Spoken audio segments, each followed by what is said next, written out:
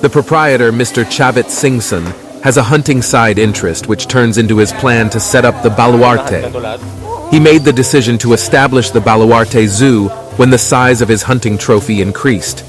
This is on top of the slope inside the Baluarte. A trophy room of Chavit Singson's collection of animals that he hunted for many years is the Safari Gallery. It contains real animal skeletons. You'll see the mounted head, simply skin, and the entire creatures. Some are so enormous that I am puzzled as to how they got them there. They all look superbly protected. A portion of the creatures in the display are buffalo, wild monster, bear, elephant, lion, and deer. Everything is very much named, and the actual exhibition is planned impeccably. The good thing about this location is that everyone can see it for free. When I first saw it, I was completely awestruck. It is beyond belief.